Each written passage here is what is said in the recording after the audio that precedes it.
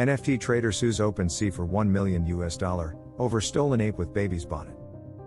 An NFT trader from Texas has filed a lawsuit against trading platform OpenSea, saying the company was responsible when his Bored Ape image was stolen from his crypto wallet. The trader is asking for the return of his ape and $1 million in damages.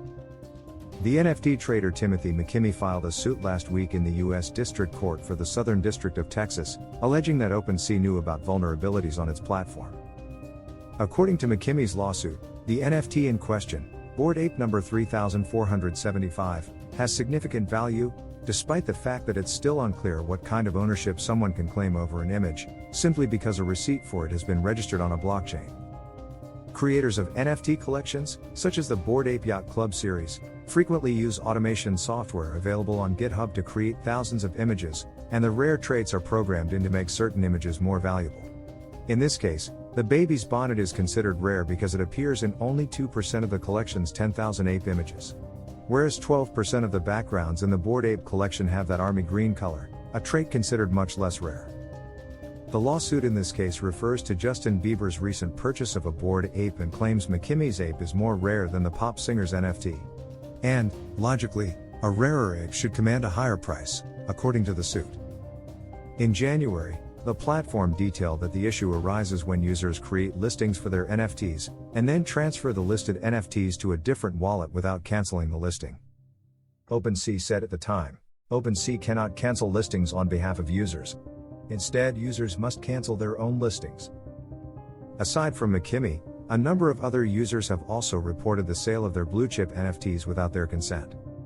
OpenSea did reimburse 750 Ethereum, $1.9 million, to impacted users.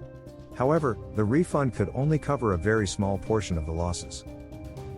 Meanwhile, OpenSea has also fallen victim to a phishing attack over the weekend. The platform has managed to narrow down the list of impacted individuals, but hasn't been able to determine the exact source of the issue. Major NFT marketplace OpenSea, which said it fell victim to a phishing attack over the weekend, has narrowed down the list of impacted individuals from the initial assumption of 32 to 17. Our original count included anyone who had interacted with the attacker, rather than those who had been victims of the phishing attack, the company stated on last Monday morning. They also stated that the attack does not appear to be active at this time, and that no activity on the malicious contract has occurred in greater than 15 hours.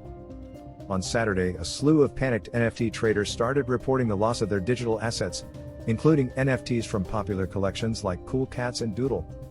Back then, OpenSea said that this appears to be a phishing attack originating outside of their website.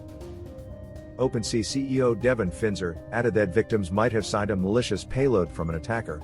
The platform also claimed that the attack does not appear to be email-based. On Friday, OpenSea released a smart contract update that requires all users to move their listings on Ethereum to the new smart contract.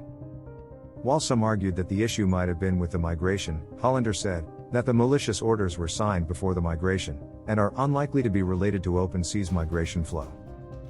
In either case, according to Ryan Selkis, founder and CEO of crypto analysis firm Asari, OpenSea users learned a valuable lesson about self-custody and digital signatures. One that will be helpful if they ever need to secure digital assets and exit a hostile country, Selkis said, adding that for those in crypto, self-reliance is integral to the products they use, and they are rewarded for risk with higher upside. Late in January 2022, OpenSea experienced an issue related to user interface, UI, design, which allowed some of its users to buy NFTs at much lower prices. They did say on Twitter yesterday that their contract migration tool has been ruled out as a vector for the attack, adding that it's safe to migrate your listings. Thanks for watching. Be sure to hit the like, comment, subscribe, notification bells, and stay tuned for more content. I'll see you next time.